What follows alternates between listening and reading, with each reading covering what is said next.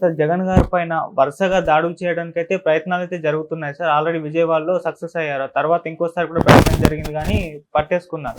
అయితే ముచ్చటగా మూడోసారి కూడా రాళ్ల దాడికి ప్రయత్నించారని చెప్పేసి వార్తలొస్తున్నాయి కదా సార్. అసలు ఎవరు ప్రయత్నించారు? ఎవరు చేయడానికి చూసారు? మరి అలాగే విజయవాడ కేసు అది అప్డేట్ ఎంతవరకు వచ్చింది?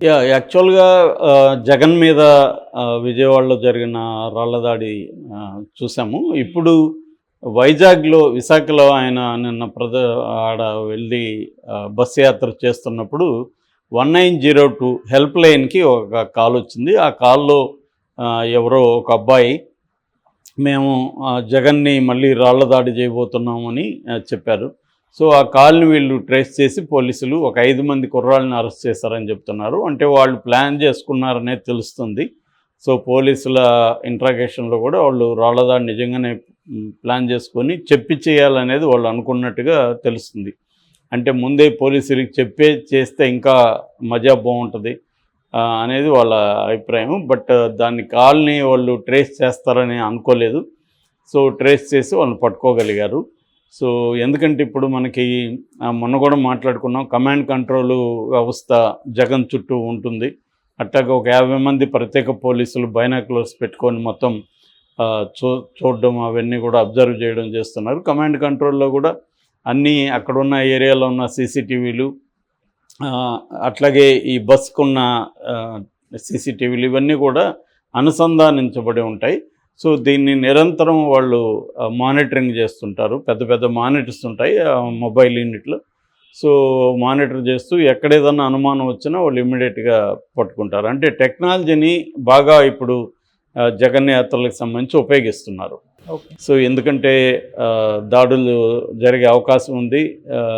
ఒక పక్క ఎన్ఆర్ఐలంతా కూడా తెలుగుదేశం ఎన్ఆర్ఐలు పెద్ద ఎత్తున దిగేశారు. వాళ్ళు దాదాపు 500 కోట్ల నుంచి 2000 కోట్ల వరకు ఈసారి ఎన్నికల్లో డబ్బులు ఖర్చు పెట్టబోతున్నారు. కాబట్టి అలాంటి వాళ్ళకి జగన్కి ఒక 50 కోట్లు ఇచ్చి జగన్ని ఏదన్నా చేయడానికి వాళ్ళకేం పెద్ద విషయం కాదు అని వైసీపీ వాళ్ళు ఆరోపిస్తున్నారు. కాబట్టి ఈ క్రమంలో జగన్కి థ్రెట్ ఉంది. అట్ ద సేమ్ టైం జగన్కి ఇంకొక ప్రాబ్లం ఏంటంటే అతను 5 ఏళ్ళుగా పెద్దగా జనంతో ఇంటరాక్ట్ అవ్వలేదు.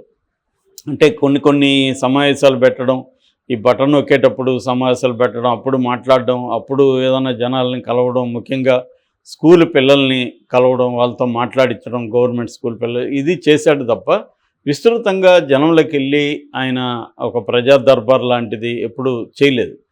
సో అట్లాగే మీడియాతో కూడా అతను ఎప్పుడు కూడా కూర్చొని మీడియాతో చిట్ చాట్ చేయడం కావచ్చు, మాట్లాడడం కావచ్చు, ఈ విషయాల మీద అది ఎప్పుడు అతని స్టైల్ కాదు. కొంత మోడీని అనుకరిస్తాడు అనుకోవచ్చు ఆ విషయంలో. సో ఈ క్రమంలో ఇప్పుడు ఎలక్షన్ దగ్గరకు వచ్చినప్పుడు జగన్ ఏం చేస్తాడంటే తన ఈ 5 ఏళ్ళగా ఉన్న స్టైల్కి భిన్నంగా తన పాత ప్రతిపక్షంలో ఉన్నప్పుడు పాదయాత్రలో చేసిన జగన్ ఎలా అయితే చేశాడో, అంటే జనాల్లోకి వెళ్ళడం, వాళ్ళందరినీ దగ్గరికి తీసుకోవడం, వాళ్ళ సమస్యలు వినడం, వాళ్ళతో మాట్లాడడం, కొన్ని అక్కడికక్కడ పరిష్కరించడం ఇలా చేస్తున్నాడు. దానివల్ల మంచి ప్రతిస్పందన కూడా వస్తుంది. సో అయితే దీనివల్ల ఏంటంటే సెక్యూరిటీ ఇష్యూస్ వస్తాయి. ఎంత సెక్యూరిటీ ఉన్నా కూడా వేల మంది, లక్షల మంది వచ్చినప్పుడు వాళ్ళందరినీ కంట్రోల్ చేయడం కష్టం. సో ఎందుకంటే ఇతను జనంలోకి వెళ్ళాలి, ఎవరు వచ్చినా కలుస్తాడు. సో ఆ కలిసి వచ్చిన వాళ్ళల్లో ఎవరైనా కత్తులు తీసుకురావచ్చు, ఇంకొకటి బాంబులు తీసుకురావచ్చు, ఏవైనా జరగచ్చు. అంతమందిని చెక్ చేసి చేయడం కూడా కష్టమవుతుంది. అప్పటికి చెక్ చేస్తున్నారు మ్యాక్సిమంగా. ఏదేమైనా అది ఇబ్బంది అవుతుంది. క్రౌడ్ ఎక్కువ ఉండి జనంలో ఉన్నప్పుడు సెక్యూరిటీ అనేది నైట్ మేర్ సెక్యూరిటీ ఏజెన్సీలకి. సో ఆ రకంగా అప్పటికీ చాలా జాగ్రత్తలు అయితే తీసుకుంటున్నారు. బట్ ఇటువంటి సంఘటనలు జరుగుతున్నాయి. ఇంకా ఎన్నికలకు 20 రోజులు కూడా లేదు. సో ఈ టైంలో ఇంకేదన్నా ఎన్నికల దగ్గరకు వచ్చినప్పుడే ఏదన్నా అనుకోని సంఘటనలు జరుగుతాయా అన్న భయం అయితే చాలామందిలో ఉంది. ఎందుకంటే ఇప్పుడున్నంతగా ఆంధ్రప్రదేశ్లో ఎప్పుడు కూడా లేదు. అంత ఒక హీటెడ్ దీంట్లో ఉన్నాయి. అసలు ఏమాత్రం సందు దొరికినా ఒకరినొకరు చంపుకుంటారేమన్న భయం వేసేంత స్థాయిలో అక్కడ హేట్రెడ్ ప్రవహిస్తూ ఉంది. మీడియాలో కానీ మనం చూస్తూ ఉంటే ఏ పత్రిక తీసుకున్నా ఎటువైపు అయినా రోజు హేట్గా అనిపిస్తుంది. విషం జమ్ముకుంటున్నారు ఒకరి మీద ఒకరికి. చివరి కొత్తగా ఎన్ఆర్ఐ వీడియో కూడా ఒకటి లీక్ అయింది, కోమటి జయరామ్ది. అతను కూడా ఓటర్ వెధవల్ని డబ్బులతో కొనేద్దామని ఓపెన్గానే మాట్లాడుతున్నాడు. మనకి ఒకటి మీద 2 లక్షలు ఖర్చు పెట్టడం ఈ హాల్లో ఉన్న వాళ్ళకి పెద్ద విషయం కాదని మాట్లాడుతున్నాడు అతను. అంటే ఆ స్థాయిలో బరితెగించి దిగేశారు 2 పార్టీలు కూడా. అంటే డబ్బులతో కొనొద్దాం, లేకపోతే ఏమైనా చేద్దాం, గెలవాలి అనేదే ఇప్పుడు టార్గెట్ అయిపోయింది. అంటే ఇంతకుముందు అయితే ఇది చేయొద్దు అని కొన్ని కోడ్ ఆఫ్ కాండక్ట్ కొన్ని అన్రిటన్గా ఉండేవి. ఇవాళ ఏవీ లేవు. ఏదైనా చంపడమైనా సరే, డబ్బులు ఇచ్చైనా సరే, ఏమైనా చేసి మనం గెలవాలి అన్న ధోరణి 2 వర్గాల్లో ఉంది. ఎందుకంటే టైట్గా ఉంది, ఎవరో సీపు కనబడట్లేదు. అందుకని మనం కొద్దిగా అన్నీ వదిలేసి మనం కొన్ని ట్రై చేస్తే మనమే గెలుస్తామని ఇద్దరు కూడా అనుకునే అవకాశం ఉంది 2 కూటములు. సో ఈ కాంటెక్స్ట్లో జగన్ కూడా ఏంటంటే వేరే ఆల్టర్నేట్ లేదు, జనంలోకి వెళ్ళాల్సిన పరిస్థితి అతనికి ఏర్పడింది.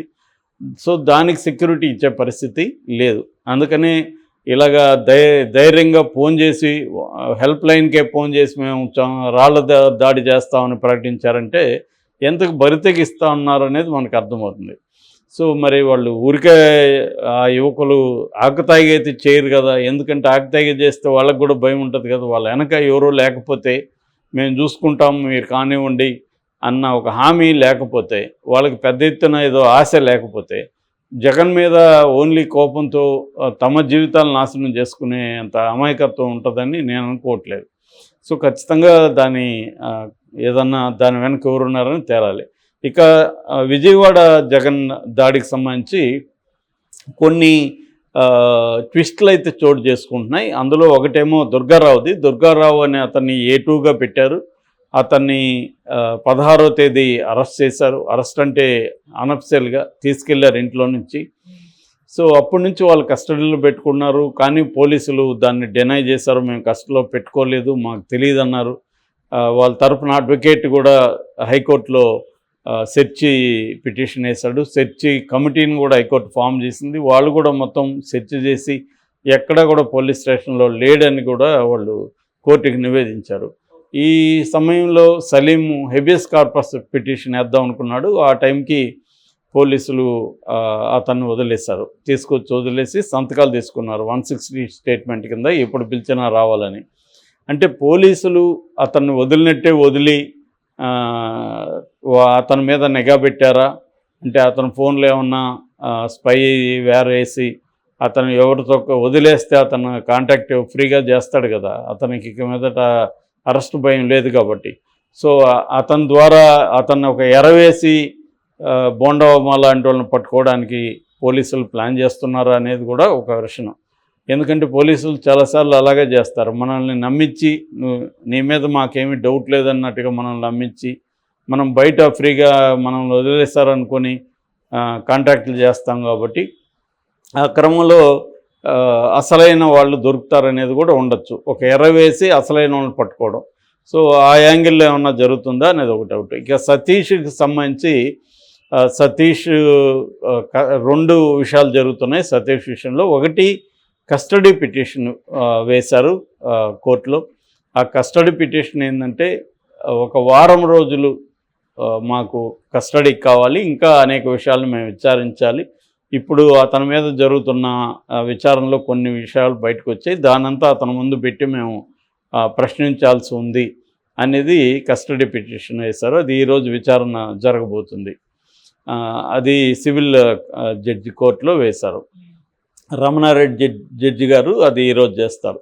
ఇక రెండవ పిటిషన్ ఏంటంటే 164 కింద, సిఆర్పిసి 164 కింద మేజిస్ట్రేట్ ముందు వాంగ్మూలం ఇవ్వడం, దాన్ని ఇంకొక కోర్టులో వేశారు. ఆ కోర్టులో రామ్మోహన్ అనే జడ్జి గారు చూస్తున్నారు. ఆయన దాన్ని కౌంటర్ వేయమని సతీష్ తరపున అడ్వకేట్ సలీం చెప్తే, సలీం నాకు టైం కావాలన్నాడు. 29 వరకు టైం ఇచ్చారు. సో 29 తర్వాత ఆ అబ్బాయి వాంగ్మూలాన్ని కోర్టుకి ప్రవేశపెట్టే అవకాశం ఉంది. సతీష్ పోలీసుల దగ్గర కన్ఫెస్ అయ్యాడు, నేనే వేశాను రాయి అని, A2 ప్రేరేపణతో వేశానని చెప్పినాడని మనం చూసాం రిమాండ్ రిపోర్ట్లో. ఇప్పుడు సతీష్ 164 కింద మేజిస్ట్రేట్కి కూడా ఇదే వెర్షన్ చెప్తాడా, లేకపోతే ఎవరన్నా పేర్లు కూడా చెప్తాడా, ఇవన్నీ మనం చూడాల్సిన అవసరం ఉంది.